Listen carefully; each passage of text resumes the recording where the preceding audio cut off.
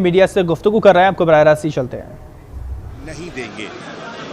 आपके सामने है कि उन्होंने अटॉर्नी जनरल साहब ने फुल कोर्ट की बात भी की, जिस पर उन्हें एक वाज़े मौक़िफ़ अपना पेश कर दिया।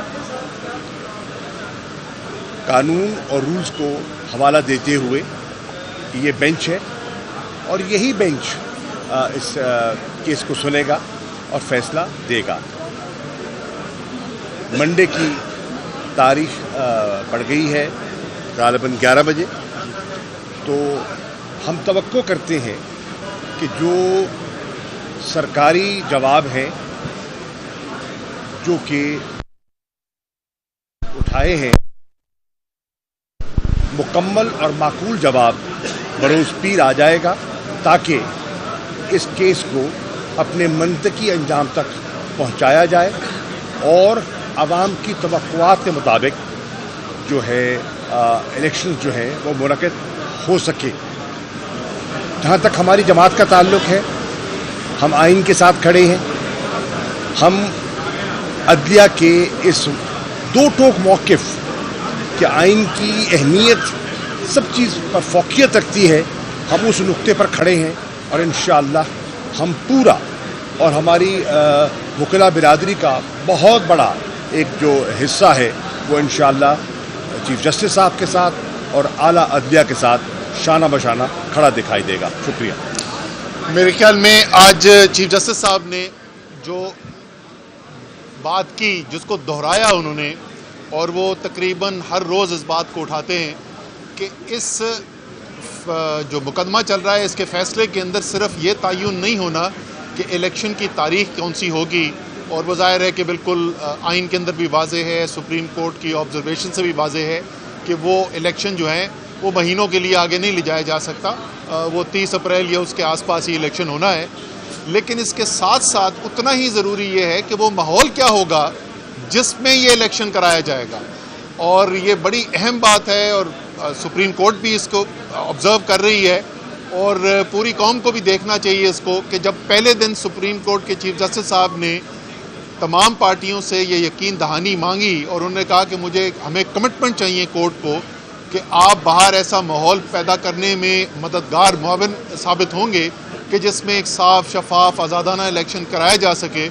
तो अगले ही दिन तहरीक इंसाफ की तरफ से चेयरमैन इमरान खान साहब की कमिटमेंट दिला दी गई थी कि बिल्कुल जैसे सुप्रीम कोर्ट चाहती है हम उसके मुताबिक अपनी कमिटमेंट देने को तैयार हैं, अपनी मावनत की पेशकश करने को तैयार हैं। लेकिन अभी तक हुकूमत की तरफ से इसके ऊपर कोई जवाब नहीं आया।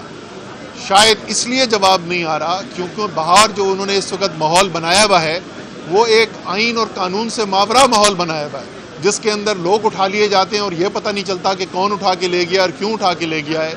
जहाँ पर एक शख्स को एक मुकदमे में गिरफ्तार किया जाता है और उसकी ज़मानत होती है तो दूसरे में और फिर तीसरे में और फिर चौथे में और पूरे पाकिस्तान घुमाया जाता है। शायद उनकी ख्वाहिश यही है कि ऐसा ही माहौल वो जारी रखें इलेक्शन तक। तो हमें उम्मीद भी है और यकीन भी है कि सुप्रीम कोर्ट का जो फैसला आएगा उसके अंदर ना सिर्फ वाज़े तारीख़ का तयन होगा बल्कि तमाम जो लोग, हुकूमतें हैं, जो सियासी पार्टियां हैं, जितने इदारे हैं, सबको बांधा जाएगा कि आइन और कानून के मुताबिक जैसा एक माहौल होना चाहिए, साफ शफाफ आज़ादाना इलेक्शन का, वैसा माहौल भी फराहम किया जाएगा। अच्छा जी, आज की जो समाअत है उसमें जो सबसे अहम बात यह है कि सुप्रीम कोर्ट ने दो चीज़ें कहा है कि सियासी जमातें आपस में तय कर लें तो बेहतर है, अदरवाइज़ वो ऑर्डर के ज़रिए जो चीज़ें हैं वो तय करेंगे। पहला, इलेक्शन की तारीख़ के ऊपर उन्होंने कहा है कि आपस में बात कर लें।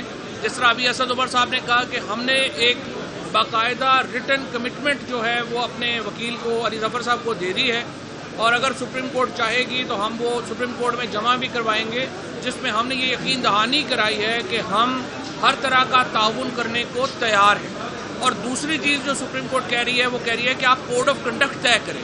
ये नहीं हो सकता कि इतना ज़्यादा एक पार्टी जो है उसको आप दबाना शुरू कर दें, और जो पंजाब में हो रहा है वो आपके सामने है। सो कोड ऑफ कंडक्ट के ऊपर और इलेक्शन की तारीख के ऊपर ये दो बातें हैं जिसके ऊपर सुप्रीम कोर्ट ने ये कहा है कि सियासी जमातें आपस में तय कर ले तो बहुत अच्छा है। दूसरी सूरत में उन्होंने ये कहा है कि देखिए इस मुल्क को रडरलेस नहीं छोड़ा जा सकता। اس ملک کو ایک نظام کے اندر ہی رہنا ہے اور آئین نے وہ نظام دے دیا ہوا ہے۔ اب سے کچھ دیر پہلے مجھے بڑا افسوس ہوا ہے کہ جو مریم نواز نے پریس کانفرنس کی ہے اور کہا ہے کہ وہ 3 ججز کے فیصلے کو نہیں مانیں گی۔ مریم اورنگزیب نے یہ بات کہی ہے۔ مریم اورنگزیب زندگی میں کبھی کوئی الیکشن ہی نہیں لڑی۔ جو ان کی لوگ ہیں، جو سنجیدہ لوگ ہیں نون لیگ میں، وہ آ کے سامنے آئیں اور سپریم کورٹ کے سامنے اپنی کمٹمنٹ کا اظہار کریں۔ دیکھیں الیکشنز کے اوپر جو آج جس طرح سے اٹارنی جنرل نے اور اس سے پہلے الیکشن کمیشن نے کہا ہمارے پاس 21 ارب روپے بھی نہیں ہے دینے کو، ہمارے پاس 30,000 لوگ بھی نہیں ہیں سیکورٹی میں دینے کے لیے، پاکستان جو ہے وہ ہم لٹ گئے، مر گئے، برباد ہو گئے۔ بھائی 11 مہینوں میں اگر آپ نے پاکستان کا یہ حال کر دیا تو ہماری جان چھوڑیں، جا کے کوئی اور کام کریں پھر اگر آپ سے نہیں سنبھالا جا رہا۔ اس لیے سپریم کورٹ میں پہلی بات تو یہ ہے کہ جو فل بینچ کی استدعا ہے وہ تو مسترد کر دی ہے چیف جسٹس صاحب نے، اور اٹارنی جنرل صاحب جو ہیں وہ آج وہ اٹارنی جنرل کا بھی بیچارے کا قصور نہیں ہے، کیس ہی اس کے پاس کوئی نہیں ہے۔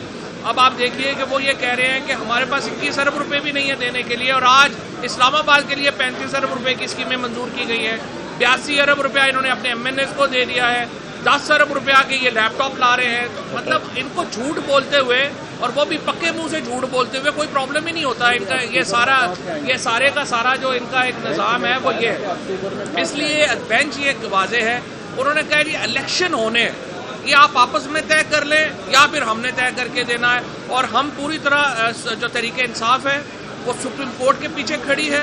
ہم چیف جسٹس صاحب کا جو اختیار ہے بینچز بنانے کا اس کو بھی ہم تسلیم کرتے ہیں، اور انشاءاللہ تعالی سپریم کورٹ کے فیصلے کے اوپر عمل درآمد ہوگا۔ کسی کی ضرورت نہیں ہے سپریم کورٹ کے فیصلے کے اوپر عمل نہ کرے۔ پوری قوم اس وقت سپریم کورٹ ہے، سارے وکلا سپریم کورٹ کے پیچھے کھڑے ہیں، اور انشاءاللہ یہ اگر اس پہ کوئی ہینکی پھینکی کرے گا وہ پھر گھر ہی جائے گا۔ یہ بتائیے گا یہ بتائیے گا کہ نے بھی کہا کہ مائنس عمران خان کیسے ہو سکتا ہے؟ عمران خان ہی پاکستان میں پلس ہے، عوام کو ریپرزینٹ سمبل عمران خان ہے، اس کو کیسے مائنس ہو سکتا ہے؟ باقی سب مائنس ہو گئے۔